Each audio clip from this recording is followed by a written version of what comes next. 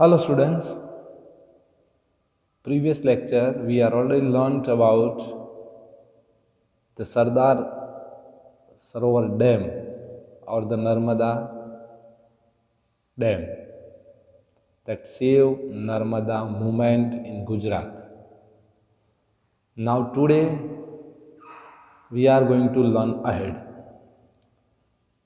There was protest against increasing the height of Narmada Dam above 110 meters near Navagam. Navagam is the place where these situations is going to happen, and the protest, the oppose are already increased because the Narmada Dam's height that is going to increase. So the environmentalist organizations and NGOs from Madhya Pradesh and other regions were fighting for the rights of the tribals who would lose their land and habitat forever due to these projects. Because when this project should be happen, at that time the tribal areas people are there, those who are poor people are there, they will lose their land. So the Supreme Court passed the judgment on 8th March 2006 to resolve this conflict between the two states.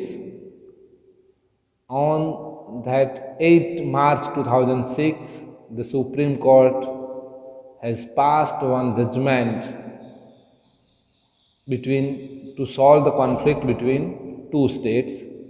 It stated that accordance with the rising population, it was necessary to carry out these projects. There was possibilities of positive developments in the environmentals and benefit to all the living beings due to this Sardar Sarovar Yojana. The Supreme Court has also passed one judgment. That judgment is given by Supreme Court that due to the population, because everyday population is going to increase. So Supreme Court announced that due to the rising of populations, it was necessary to carry out these projects. There was possibilities of positive development in the environmental and benefit to all the living beings due to this yojana, due to this project that is called Sardar Sarovar Yojana. The arid areas of Rajasthan, Gujarat and Madhya Pradesh would get water, and the expansion of desert area to be kept under the control. In Rajasthan we know that there are desert area. So the Supreme Court informed that due to this project, due to this plan, the Sardar Sarovar Yojana, the arid areas are there, the desert areas are there of Gujarat, Madhya Pradesh and Rajasthan are there. They will also get water, and these types of land are there that will be useful. Proper rehabilitations of the tribals affected by this project should be given the priorities, and hence the fundamental rights could be protected. And in the beginnings, when the people of that, those who are tribals are there, they are informed that if the dam's height should be increased, they will lose their lands. So Supreme Court informed or passed the law for that also.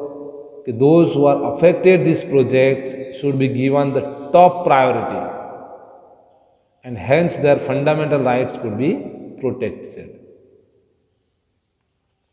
After that, students, why is judiciary independent? The judiciary section is that is independent. Now why this judiciary is independent? So imagine yourself into situations where a powerful person capture the land belonging to your family and go to the court to get your priority back, but the system is such that a powerful influence person can remove or transfer a judge from his or her post. In such situations, the judge would favor the powerful person only. So, if judiciary is deprived of freedom, if powerful influence people can control the judiciaries, there would be no impartial judgment. That is the reason why our constitutions does not allow such kind of interference.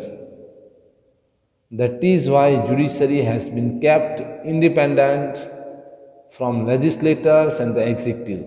Students, we know that there are total 3 types of organs of government, and from that legislators and executives are not independent, but only judiciary is that is independent. They are not control of anyone.